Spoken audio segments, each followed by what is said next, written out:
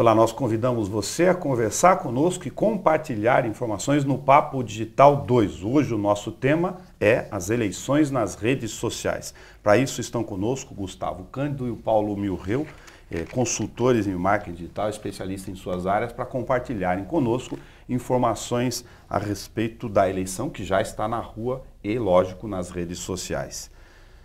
Paulo, até o uso das ferramentas tradicionais de comunicação, do que a gente chama de mídias do lado de cá, havia uma situação mais conservadora e moderada da possibilidade das redes. Hoje é inevitável que ou ela vai multiplicar ou ela vai fazer uma extensão que mesmo a gente conversando aqui, desse nosso conteúdo inclusive, acaba gerando dimensões que não podem nem ser dimensionadas aqui do ponto de vista do trocadilho.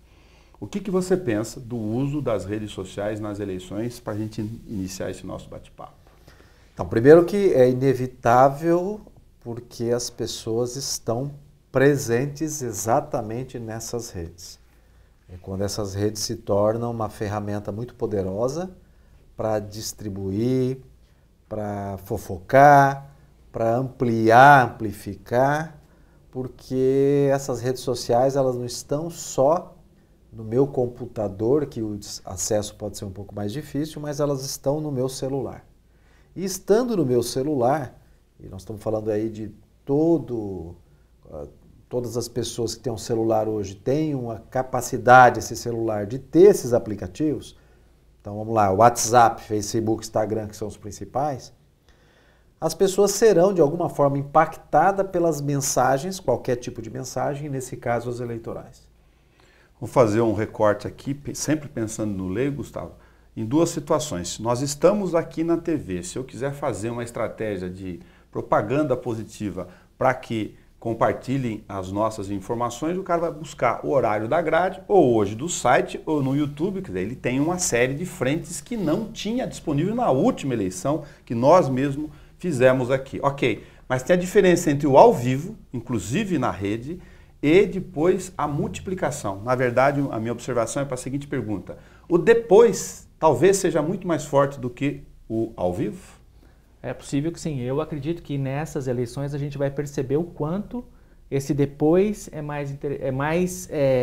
pode atingir um número maior de pessoas e, por consequência, fazer mais diferença. Pode ser exponencial, inclusive. Pode ser. A gente debatia aqui antes de começar na nossa pauta aqui, o exemplo de dois casos que aconteceram recentemente do programa Roda Viva, do candidato Jair Bolsonaro, que teve uma certa audiência na TV. A gente sabe que a cultura não tem uma audiência muito grande, a TV Cultura, mas por os padrões da cultura ele teve uma audiência muito boa em relação aos outros candidatos.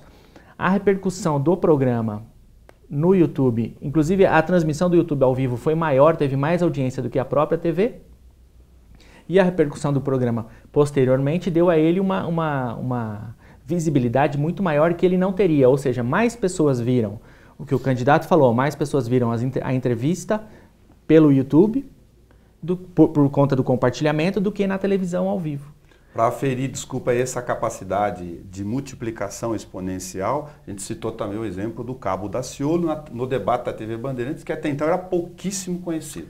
E exatamente, porque também falávamos que esse produto, né, que é a gravação agora, o áudio e vídeo, que neste momento eu tornava... No passado eu acreditava que ele era o principal. Talvez ele não seja mais, mas o subproduto do que eu acabo criando com este produto acaba sendo mais importante. Imagina que nós falamos aí de uma transmissão pelo YouTube, que está lá no YouTube, e não falamos das 3 redes sociais que eu acabei de falando, WhatsApp, Facebook e redes sociais. Mas o YouTube, aquela transmissão e o que foi gravado, e foi gravado há um mês atrás, que será utilizado também em recortes deste produto como um subproduto para o candidato naquele momento que ele achou mais positivo, ele vai fazer reverberar dentro dessas outras redes sociais.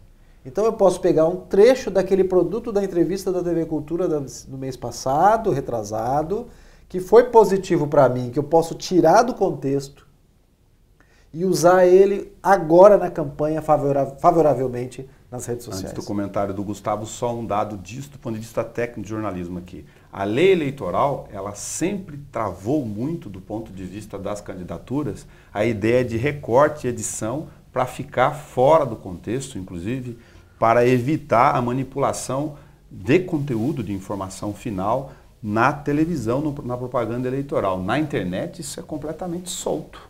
Exatamente. É impossível de você, de alguma forma, ou quase impossível de controlar. E imagina, se eu trabalhar só no campo do que é certo, correto e ético, é uma coisa. Mas eu posso ter amplas possibilidades com essas tecnologias de ter uma turma lá, de uma equipe ali secundária, que vai fazer um trabalho com as pessoas que são hoje a maior mídia, o maior broadcast. Individualmente eu sou um grande broadcast. Eu ia comentar sobre isso, que a gente viu nas últimas semanas, antes da definição dos candidatos, os partidos brigando por coligações e o quanto essas coligações deram aos partidos tempo de TV, que até as últimas eleições era o grande objetivo, você ter bastante tempo de TV para você impactar cada vez mais. Mas diante do que a gente está falando, quer dizer, o tempo de TV ele é obviamente importante, a gente sabe que alguns candidatos têm muito mais tempo de TV do que outros. Agora, esses pequenos recortes do que quer que seja que ele vai apresentar na TV, ou uma entrevista, ou o próprio programa, ele vai poder replicar infinitamente. Então, assim, de repente, esse tempo de TV talvez ele faça diferença, mas não tanto quanto a gente viu antes. A própria lei, quando a gente observa o que é permitido um candidato fazer hoje em relação ao que era, a gente percebe a transição, o quanto o digital dominou, mudou as nossas vidas, né? Se você pega o candidato, ele não pode hoje distribuir chaveirinho, fazer camiseta, caneta, boné, ele não pode fazer outdoor, não pode pintar muro, não pode pôr faixa. Pode fazer comício. Ou seja, show. Ele não pode fazer showmício. O que vai acontecer? Nós vamos perceber a eleição muito mais através das nossas telas do que na vida real. Quando a gente sair na rua, talvez a gente não perceba o clima de eleição como acontecia antes, até porque a gente via muro pichado e não sei o quê. Então a gente vai ver um adesivo no carro aqui, outro ali, mas a gente vai perceber realmente a eleição acontecendo, os candidatos participando e tentando se comunicar com o público através das nossas telas, no tablet, televisão e principalmente celular. E de alguma forma a vida das pessoas, né? Não existe mais o offline e online, as pessoas estão online o tempo todo e o tempo todo elas estão se conectando a essas informações por algum canal. As candidaturas tiveram que dividir as estratégias, a ponderação na questão do regime das coligações, porque ela tem sentido, mas os candidatos tiveram que se preocupar com isso, em disputar conteúdos de partidos maiores ou menores, também por causa da distribuição do fundo partidário. Aí faz efeito financeiro e, lógico, também tentando anular a chance do outro ter mais tempo que ele. A gente vê muito isso na esquerda. Né? Muito melhor ele ter mais volume de tempo aqui e anular o outro. O efeito Alckmin e Ciro Gomes talvez tenha sido mais comentado em função disso. E agora você imagina, se o subproduto pode ser melhor que o próprio produto, claro que ele é o insumo básico, mas o subproduto é que vai ter a base da minha estratégia, eu posso criar produtos de uma forma muito simples, né? Eu posso pôr um candidato conversando com um dito jornalista como um entrevistador, com um painel hoje de uma cor, amanhã de outra, com um logotipo de uma cor, outro logotipo, e vou criar fatos noticiosos sobre aquele candidato que necessariamente...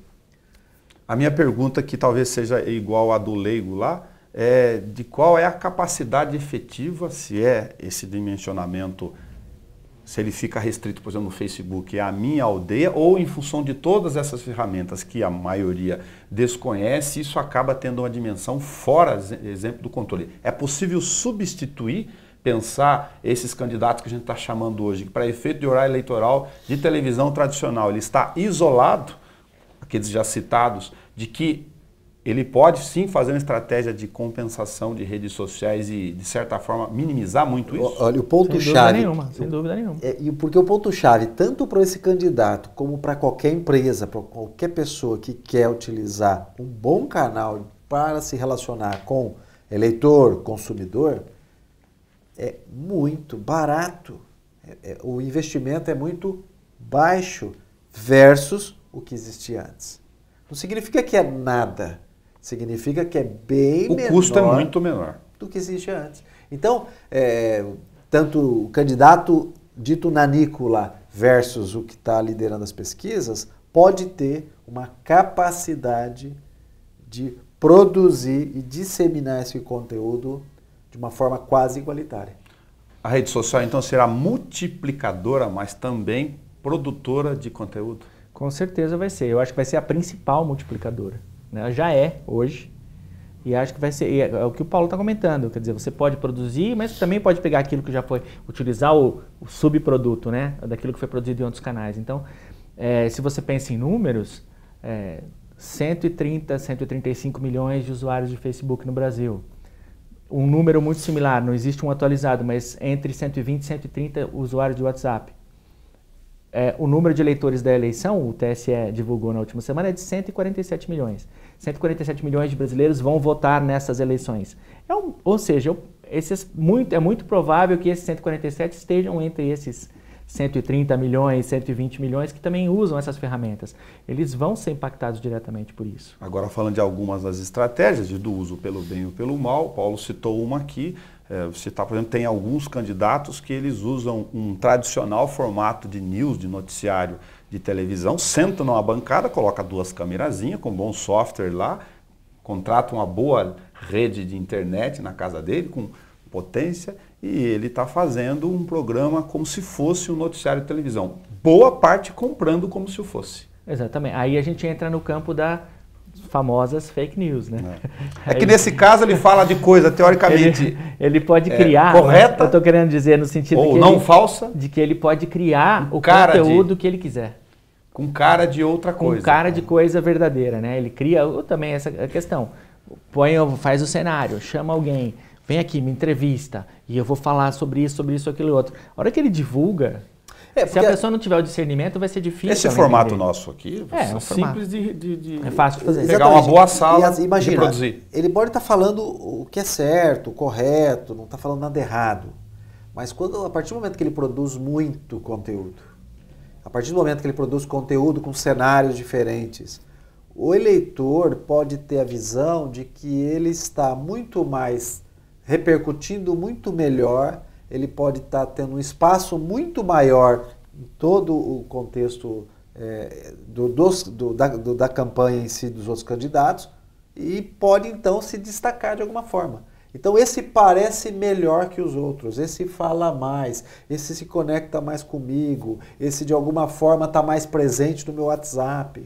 Não dá para não citar que o efeito dos Estados Unidos, do Trump, em relação a como ele utilizou, que foi o que mais foi disseminado. A gente aqui não participou efetivamente da eleição dos Estados Unidos, então ficamos sabendo por cima da interferência das redes sociais, mas ele usou massivamente lá.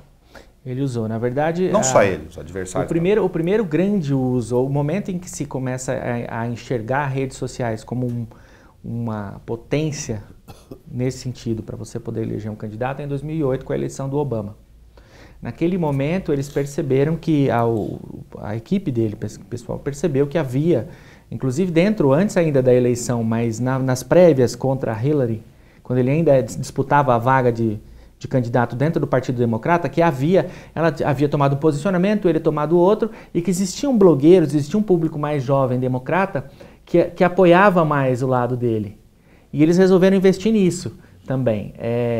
Então, como investir? O que é investir? Na verdade, uma produção de conteúdo voltada especificamente para esse público.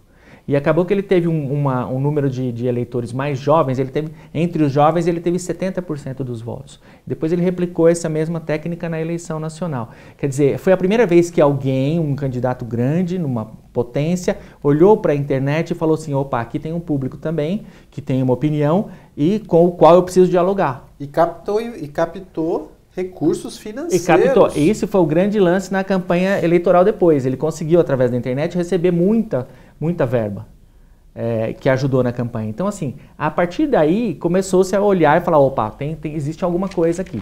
No caso do Trump, o que ele usou foi o uso massivo de informação contra a candidata, né, contra Hillary Clinton de novo, né, que era a opositora dele, a favor dele, mas de uma maneira mais inteligente do ponto de vista de estratégia, que foi mandar esse conteúdo para as pessoas que seriam impactadas por ele. E para isso ele usou uma ferramenta desenvolvida pela Cambridge Analytica, que aí toda a história, aquela história grande. Quem eu quero atingir em especial? Eles descobriram o perfil de uma fatia da população, uma fatia grande, descobriram a tendência daquele eleitorado e começaram a massacrar esse eleitorado com conteúdo pró-Trump contra Hillary.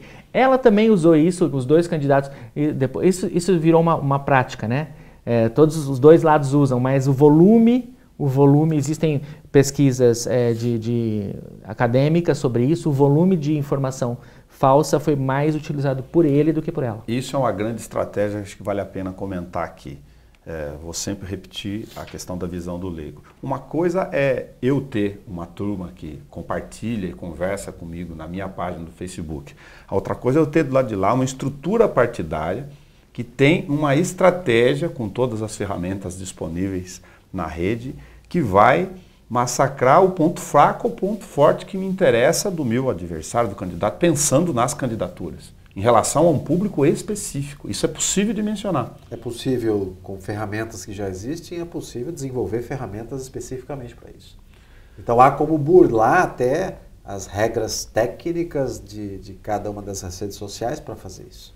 Outra coisa que o Gustavo comentou, que é bastante interessante, é a questão com o fim teórico na lei das campanhas eleitorais. Nós falamos sobre regras de financiamento de campanha e das principais regras de proibição e também de autorização na TV Câmara com o especialista em direito eleitoral Luciano Olavo da Silva. Você pode acompanhar isso na íntegra, é só lá digitar em vídeos na página do YouTube para aproveitar a citação do programa, especificamente sobre esse assunto. A possibilidade de fazer a doação de campanha de pessoa física até 10% da renda usando os sistemas disponíveis na rede também. Super fácil, inclusive. Entra lá, cadastra, solicita e é fácil. Outro ponto que eu ia fazer um recorte aqui, voltando para o Brasil, esse ano a gente tem a campanha de presidente, senador, governador e deputados. Né? Então, talvez cada uma dessas estruturas partidárias que têm uma estratégia e vão adotar a estratégia, elas não caminhem nos partidos ou nas coligações até o deputado federal. Então, nós podemos ter estratégias e ações dessa estratégia muito bem elaboradas para presidente, talvez para governador, senador, e talvez não tenhamos para deputado, e nós possamos aí, em cada um desses espaços que a gente tem dentro do Facebook, do Instagram, do WhatsApp, nas nossas redes, mensagens completamente bem estruturadas para me persuadir, mas podemos ter mensagens que vão também nos incomodar, como aqueles candidatos que ficam tentando convencer você apenas com um santinho virtual, né, que é aquela imagenzinha, te mandando todo dia de manhã para te convencer. Nossa, um bombardeio. Um bombardeio. Então, quer dizer... É meio que um cada um por si, né? Quando chega na faixa dos deputados ali, é meio que cada um define a sua estratégia e vai. Aquela posição dias antes de papelzinho de santinho vai estar dentro das nossas vai estar dentro da tela. Felizmente você pode bloquear, né? Pensando nisso já como um subproduto das ferramentas, o WhatsApp acaba de delimitar como regra a questão de compartilhamentos por grupo, montar os grupinhos lá, era 220 para cada um. Também, quando você compartilha, agora vai identificado que tem o compartilhamento para advertir em relação a quem simplesmente passa sem nenhuma checagem, que nós vamos falar em seguida também, você pode sim responder pelo compartilhamento indevido de material falso ou ofensivo. Porque é preciso que a pessoa entenda também que ela é responsável por aquilo, né? Pelo compartilhamento daquela informação. Mas é ela o emissor daí. Ela fala assim, eu recebi, mas eu não sei, mas eu estou repassando. Então, a partir do momento que você está repassando, também você é um responsável por disseminar aquela informação. O que a gente percebe desde as eleições americanas é que principalmente Facebook, e aí por consequência as outras acabam influenciando, têm se preocupado em manter uma transparência, ou pelo menos limpar um pouco fazer uma fiscalização melhor do tipo de conteúdo que é encaminhado, repassado e mesmo produzido dentro da plataforma para deixar toda essa transação mais transparente, né? Então, por exemplo, os candidatos vão poder fazer a sua campanha no Facebook, vai ter ali a origem da página, quando a página foi criada, recebeu doação, tem um lugarzinho para verificar quem foi que doou, existe um arquivo ali onde essas campanhas vão ser arquivadas durante 7 anos para que seja verificado quem foi que criou a página, quem pagou por aquela campanha, porque eles vão poder impulsionar essas publicações no Facebook. Então, assim, eles vão poder usar a plataforma? Mas vão existir muitos registros ali.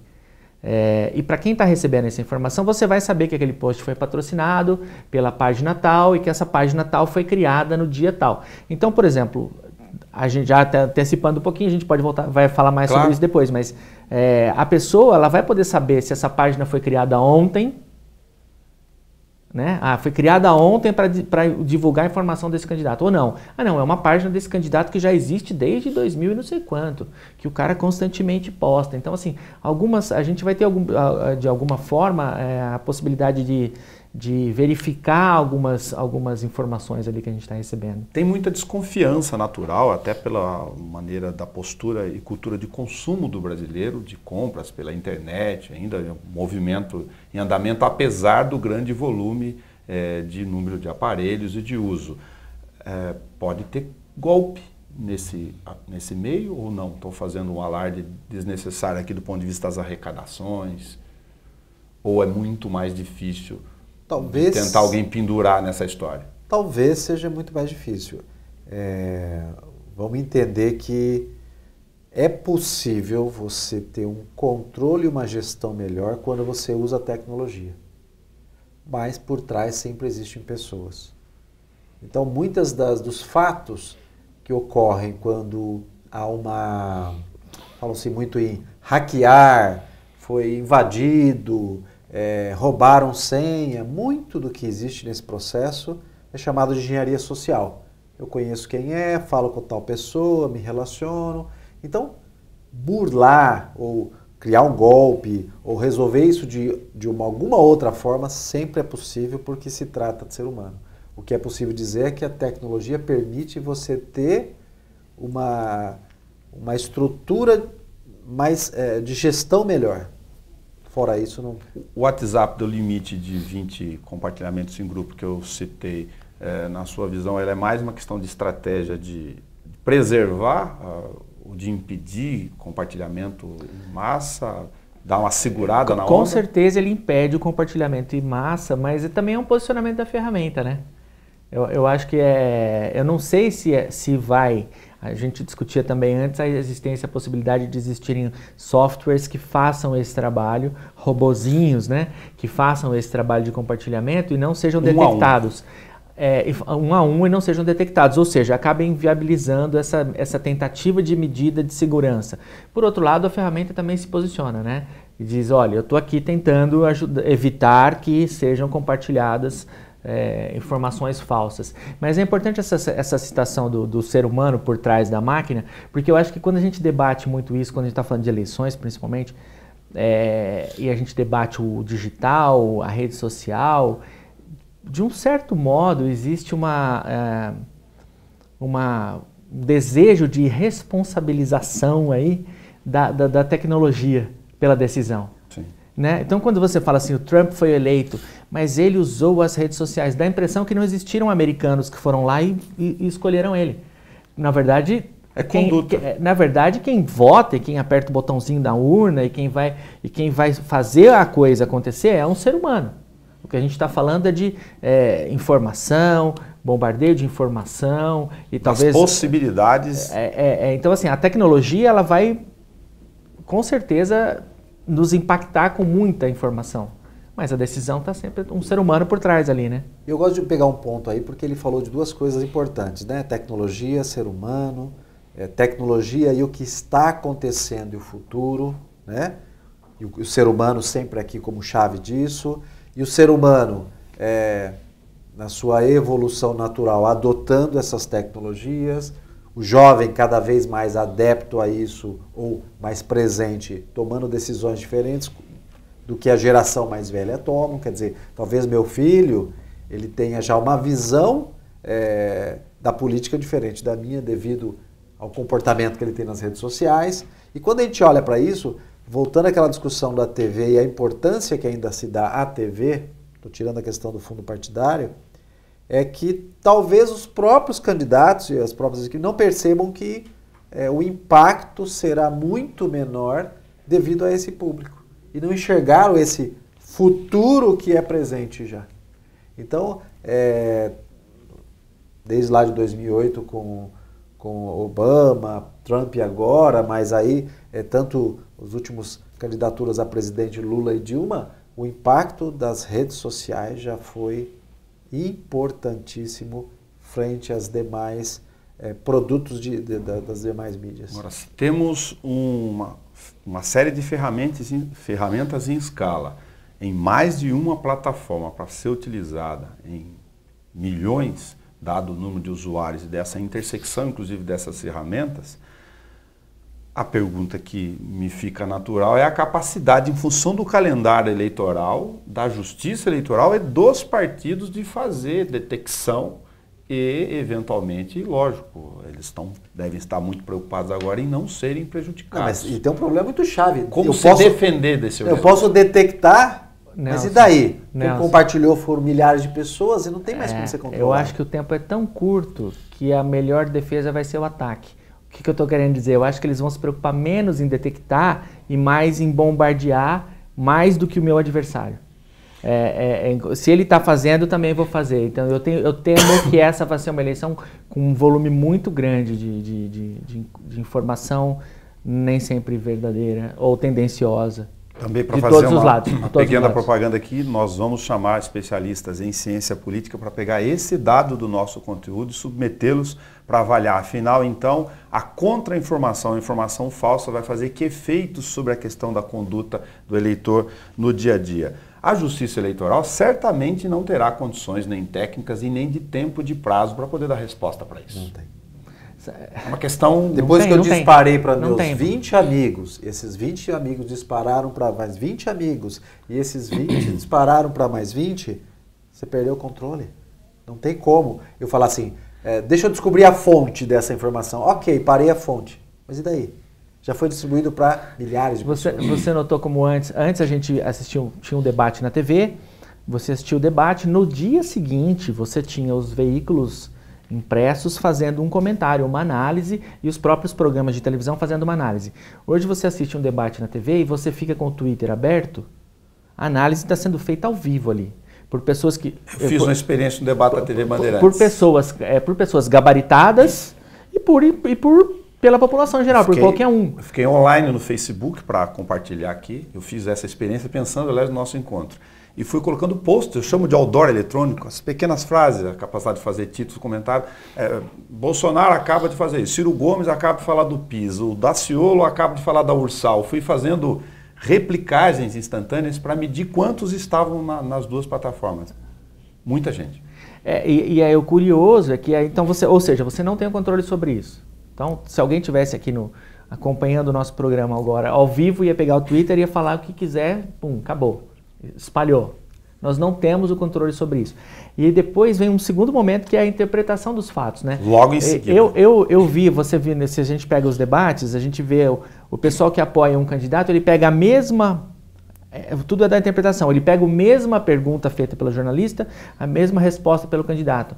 E ele fala assim, olha como esse jornalista é incapaz, fez uma pergunta ridícula dessa, ele acabou com ela agora. O cara que não gosta do candidato fala assim, tá vendo? Agora a jornalista fez uma pergunta difícil e ele foi obrigado a apelar. Os dois lados, entendeu? A mesma pergunta, a mesma coisa. E aí você vê a coisa espalhada. E aí vai para os grupos, né? Aí eu tenho uma dúvida, de novo, vou submeter isso aos especialistas lá, mas para a gente levar em conta aqui. Então nós estamos falando que o bombardeio, o volume de informação e o que eu chamo de contra-informação será também exponencial.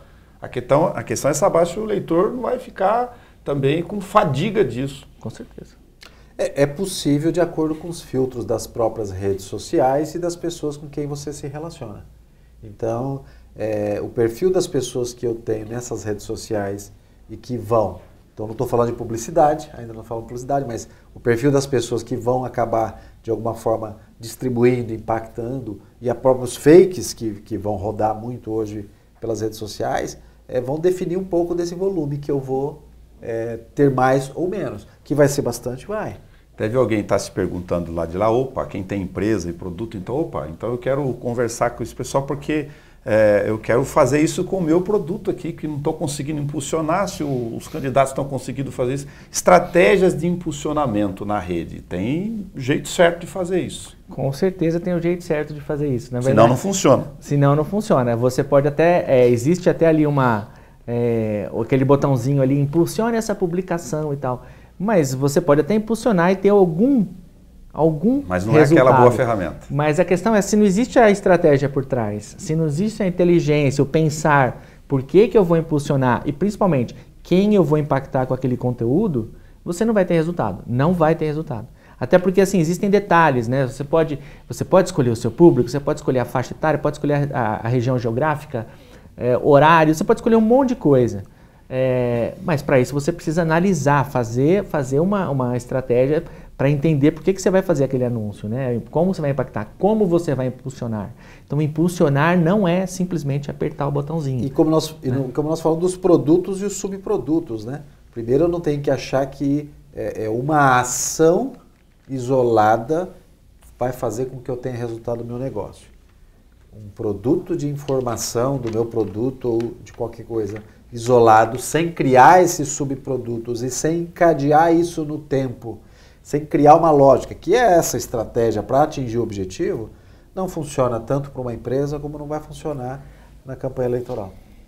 É curioso, você citou a gente falou alguma coisa de campanha, da campanha tradicional. Eu acho, e aí também num paralelo com o mundo dos negócios, das empresas, que a publicidade tradicional, que a gente já vê apresentar um certo desgaste,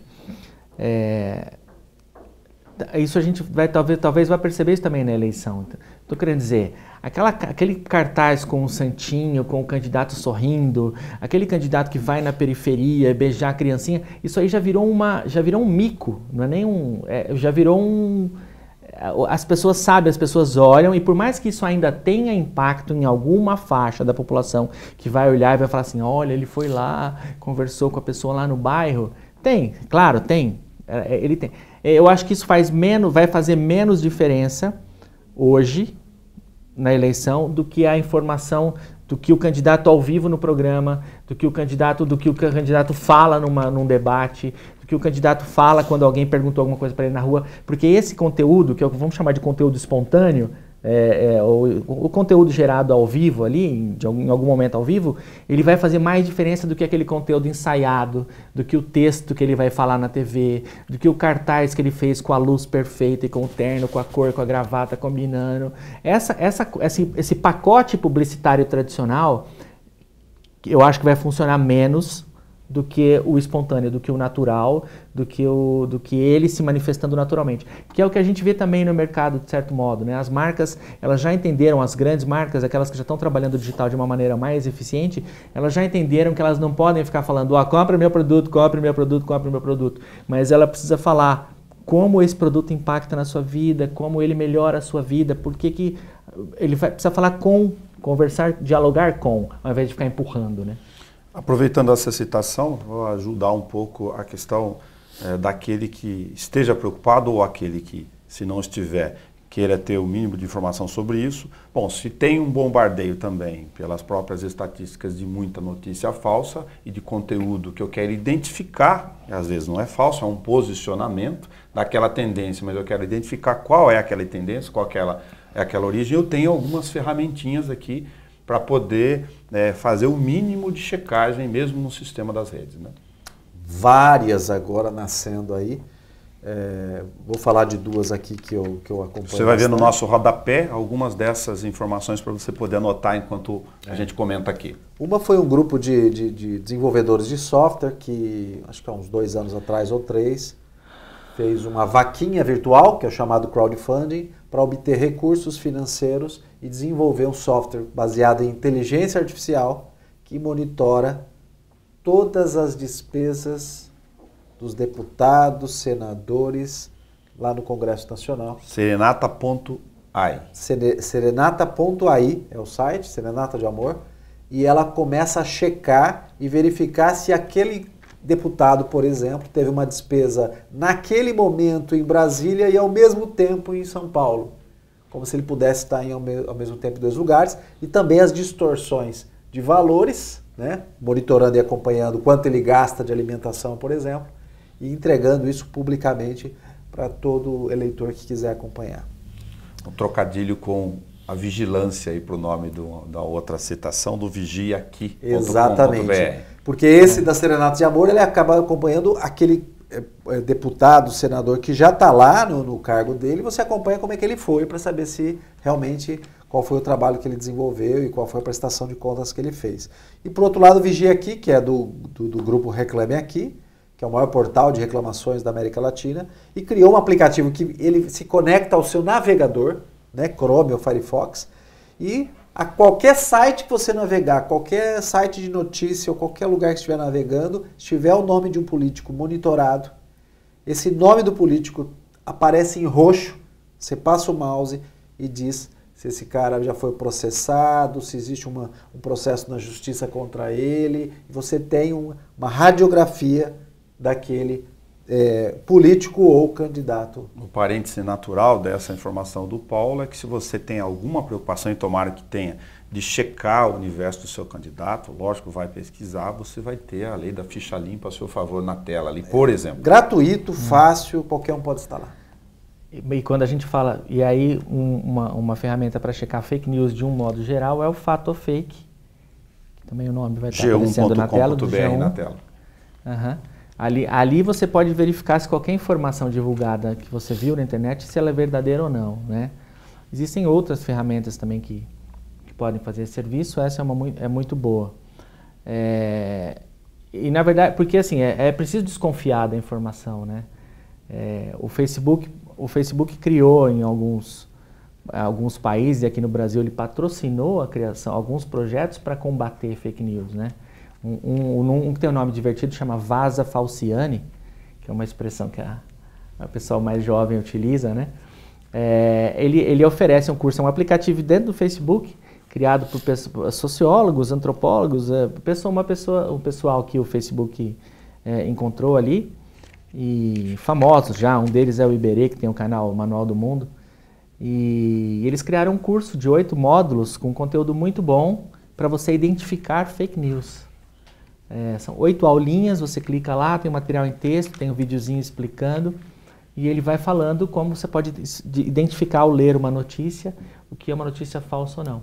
Então, assim, as ferramentas eu acho que elas tendem até a aparecer, a gente vive uma era de checagem da informação, eu acho, porque o volume de informação é tão grande que eu acho que a função de checador de informação, a curadoria do conteúdo, sim, vai ser cada vez mais importante. Já existe ferramenta de checagem de informação específica na área de saúde, por exemplo. Alguns sites, lógico, até por causa de ser jornalista, mas também porque gosto, na medida em que eu fui lá, identifiquei a origem, o que interessava ou não interessava, eu já tratei de, esse site aqui eu já não procuro mais nada dele, porque para o meu nível de consumo de informação não me interessava. Você faz um filtro. Eu acho que se a gente checasse as fontes, né?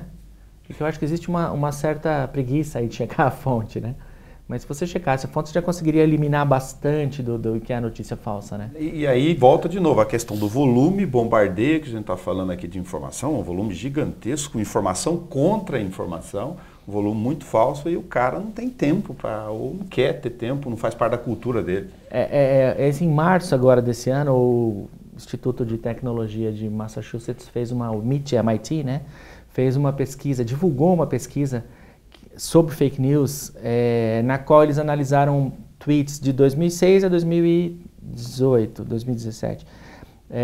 Informações falsas que foram jogadas lá, fizeram várias experiências. Eles chegaram à conclusão que, primeiro, fake news se espalha com 70% maior de velocidade, com uma velocidade maior do que uma notícia verdadeira, ou seja, uma notícia falsa caminha 70% mais rápido do que uma verdadeira, e de que os robôs e que os grandes responsáveis pelo compartilhamento da notícia falsa são os seres humanos, não são os robôs. Essa entrevista, essa conclusão surpreendeu até os próprios pesquisadores, que eles disseram assim, o robô, ele compartilha uma verdadeira na mesma velocidade que ele compartilha uma falsa. Porque ele é programado para compartilhar, não para julgar se ela é falsa ou verdadeira. Mas o ser humano, ele pega uma falsa e ele compartilha muito mais rápido, sem esse julgamento, né? E eu achei curioso essa pesquisa, eles apontaram uma coisa interessante. Ele falou, a notícia falsa, ela causa medo, desgosto, surpresa. A notícia verdadeira, ela causa tristeza, expectativa, sentimentos mais comuns. A notícia falsa, ela te chacoalha, ela tira um pouco do seu equilíbrio, né? E aí eu acho que esse tirar do equilíbrio é o que faz a pessoa ter a necessidade de compartilhar uma coisa, né? Avesso do marketing. Aliás, eu estava raciocinando quando você estava respondendo para a gente aqui, Gustavo, e que a gente tem um desafio natural logo depois de outubro, aqui falando do Papo Digital 2, falando sobre eleição, mas é de ver, não a questão de acertar ou errar, mas de reavaliar depois como foi o comportamento da eleição. Com certeza. Naturalmente, em relação às redes sociais. Teremos exemplos frescos. Talvez no meio ainda, evidentemente, a estratégia a gente vê depois, mas eventualmente entre primeiro e segundo turno, por que não? Já teremos a resposta do ponto de vista de informação da rede.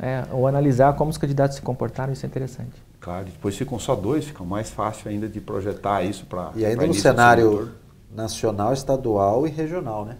Claro. Que vão ser bem diferentes, eu tenho certeza. É muito curioso isso. No cenário regional, por exemplo, eu tenho visto pouca coisa. Sim. Aliás, como as candidaturas aqui estão dentro da rede, eu postei ontem uma boa provocação disso para o meu universo, mas tem candidato completamente escondido dentro, eu não consigo entender.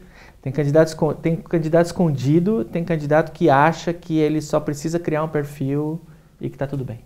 Ou seja, há uma ignorância no sentido de não conhecer as redes sociais também pelo uso das próprias candidaturas. Sem dúvida. E isso significa não alcançar a população. Vai perder potencial de voto. Vai perder. Paulo Milveu, Gustavo Cândido, consultores em marketing digital, muito obrigado por compartilhar conosco o nosso Papo Digital 2, hoje falando sobre eleição em redes sociais. Nós que agradecemos. Foi muito legal. Você pode encontrar esse programa na íntegra nas redes sociais, para não perder o natural compartilhamento aqui, para você assistir a hora que você quiser. Você vai na página da TV Câmara no YouTube, clica em vídeos e vai estar lá, Papo Digital, eleições nas redes sociais. Até o nosso próximo bate-papo.